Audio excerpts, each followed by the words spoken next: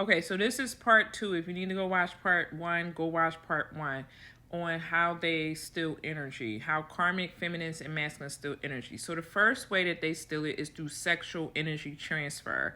Sex is the fastest energy transfer portal. And so what it does is that your kundalini or your orgasm energy and your root chakra power are basically creative forces. And so the same forces used to create physical life, it also creates spiritual manifestations, right? And so if they're not in covenant and alignment with you, okay, your orgasm is fueling their altar, not your own altar. So your orgasm, your creative flow, your kundalini energy, it has to fuel your altar. And if you're dealing with somebody that's not in alignment with you, then you're fueling their altar, which is their creations, right? The second way that this can also happen is through emotional loops. So obsessive thinking, constant conversation, arguments, all of this creates psychic cords to these people, and that's how they're able to keep feeding off of your energy. If you're constantly arguing with an ex or a karmic, they're constantly feeding off of your energy through that way. The more you emotionally invest into somebody, whether it's positive or negative, the more energy they can pull into their manifestation field. The next one is prayer and manifestation piggybacking. Okay, if you pray for them, like I said in the first video, if you pray for them, envision their success, or constantly speaking life into them, without spiritual boundaries, you're literally coding blessings into their aura. Okay? Karmics and warlocks often wait for this so that they can catch your words in the spiritual realm and then hijack them.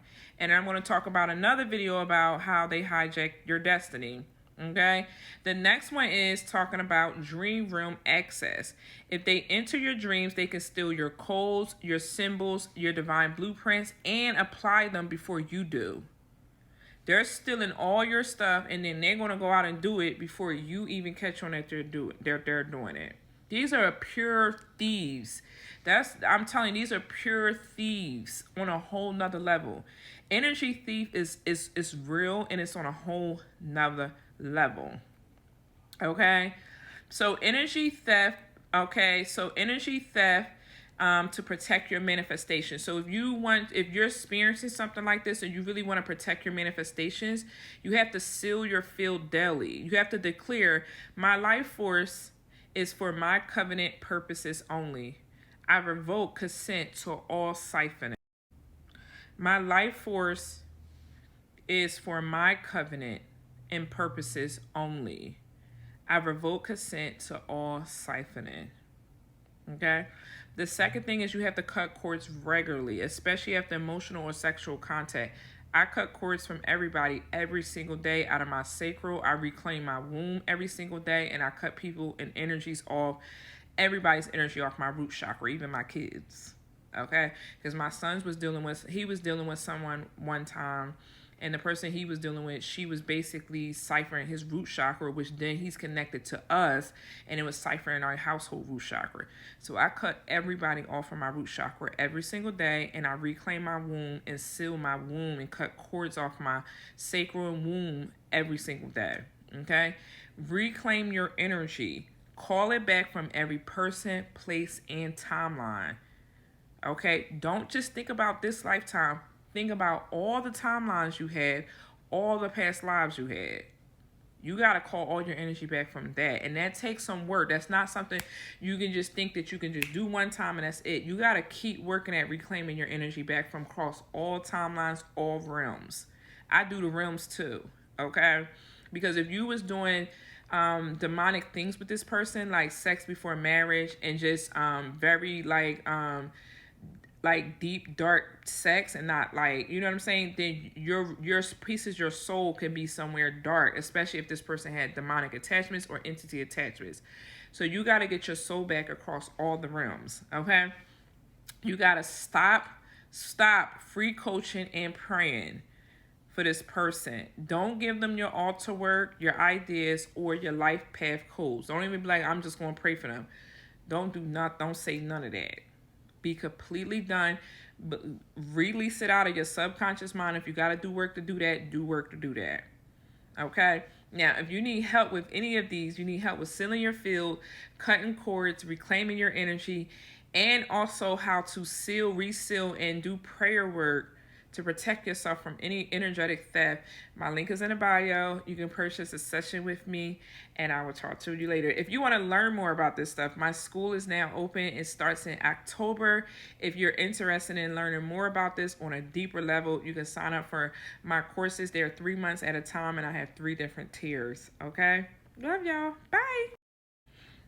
What's up, everyone? So we are going to talk about in this video how karmics and warlocks, not just only they steal your energy, but they also want your destiny. So we're going to talk more about destiny. A couple videos before this, I already talked about the energy, but now we're going to talk about the destiny that they're after. So let me tell you something. They're not just stealing your energy. There's something that they're after, and it could be your destiny. And if you don't know how to do it, they'll keep working and working and working. And you'll be sitting there wondering why your blessings are landing in somebody else's lap. Okay? So the first thing is your energy is your currency in the spiritual realm. Your energy is currency in the spiritual realm. So if your energy is hijacked by someone or stolen by someone, what energy do you have? What currency do you have? You don't have anyone because you keep letting somebody steal out of your bank account. Like, would you let somebody take $50 every day out of your bank account? You see what I'm saying? That's how it is in the spiritual realm. And so when you got your bank account, you put extra locks, extra codes on your bank accounts, right? You put security on your bank account, okay? So karmics and warlocks, they know this. And they'll tap into your field any way that they can. They'll tap into your field through sex to pull your life force. And they could even, like, let's say you're not dealing with them. It was years ago. You ain't dealing with them no more. Whoever they sleeping with, if you still got a cord attachment to them, they can still pull on your life force through sleeping with somebody else. Or just, their self-pleasure. They can pull on your energy that way as well, too. Okay? They can also do it through your emotions to hook you in your aura. They do it through prayers to piggyback off your manifestation power as well. Yes, they do it through prayer, okay? Even in your dreams to steal your ideas before you can even act on them. They will get in your dream state and try to steal it as well, too. That's why you'll see them level up right after dealing with you. But your life starts feeling drained. And they're leveling up because they're still stealing your energy, okay? So let's break down how destiny theft and how it works, what it actually is and how it actually works. First of all, you need to understand what is destiny. What does destiny mean?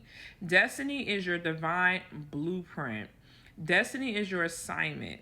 Destiny is your wealth. And it is your divine partnership. So yes, destiny equals out to 3 main things: your divine partnerships, your wealth, and your assignments here. Okay? Those are the 3 things that is all tied into the word destiny and soul blueprint. Your destiny is your soul blueprint. And each and every one of you have a soul blueprint here, right? So here's how they hijack it. The first one is they put you in a sexual covenant hijacking. They bind you spiritually, gaining temporary access to your blessings. And if you're not careful, they can take your energy back to another coven or back to another dark group. Okay? Even entities and energies, they can take your energy back. The second one is that they'll hijack it through energy cloaking. This is where they say they're one thing, but they turn out to be something else. They know how to mimic your whole spiritual signature so they can claim to be what you mean or need, or, they'll claim to be what's meant for you. Like, you'll feel like this is your person, or this is my friend or whatever. They'll claim that, but it's because they're energy cloaking their energy, okay? They also hijack it through altar and ritual claims. They literally will place your name or image on an altar to reroute your path as well, too. So they can start doing altar work. They can start dabbling into magic. They may even hire someone to, do work for them as well, too. Okay? They also do timeline interception. They see a blessing coming and they get there before you do. So they will get a reading on you. They will check and things of that sort. They will even know your destiny before you know your destiny. I had an ex that knew my destiny before I knew my destiny. Okay. And they would basically try to get in, they would try to get on that timeline that's destined for you before you even get there. You see what I'm saying? They also in the dream room are theft. They pull your blueprints straight from your vision. Yes. For those of you who have really great dreams and stuff, or you're prophetic in your dream state, this is where you got to really make sure you're protecting yourself at night, covering your head, wearing certain crystals underneath your pillow, and making sure you're protecting your dream state. Like I have salt water next to my bed and everything. You have to protect your dream state. Okay?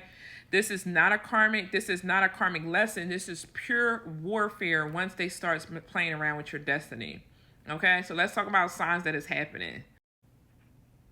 So signs that this is actually happening, you'll notice opportunities that were promised to you, but then they suddenly vanish. Okay? You could have got a reading, or you could have got some clarity about your purpose and your destiny and just feel like it's not clicking.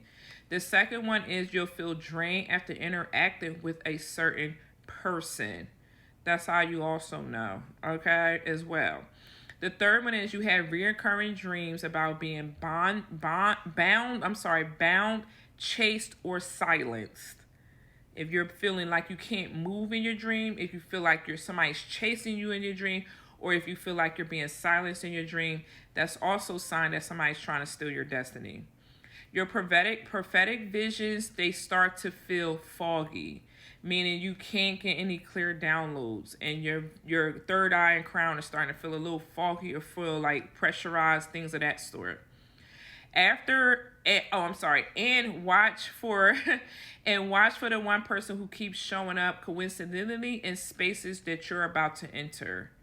Okay, so if this is someone close to you, you want to pay attention to where they're popping up at, or what they're actually doing in a sense. It's like not really to watch them, but this would be like if it's a friend that's trying to hijack your destiny or something like that. You'll see and notice little things, like they'll do things that you're doing.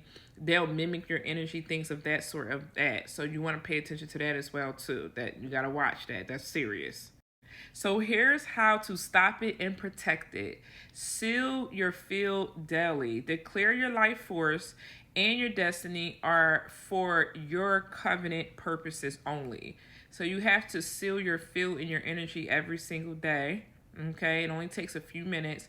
Cut cords again as often as you need to, especially after emotional or sexual contact, meaning that you got into an argument with someone or things of that, so you got to cut cords. Even if you don't know somebody, let's say if you at a restaurant and you get into an argument with someone, you should cut emotional cords from that person that you was arguing that you don't even know. Okay, cut cords from everybody every day. Take it to spiritual court. You can file a petition before God and revoke all unauthorized claims, okay, that this person could have done by stealing your destiny. Restore your covenant, renounce all ungodly agreements, and reclaim your name, your likeliness, and assignments in the spiritual realm.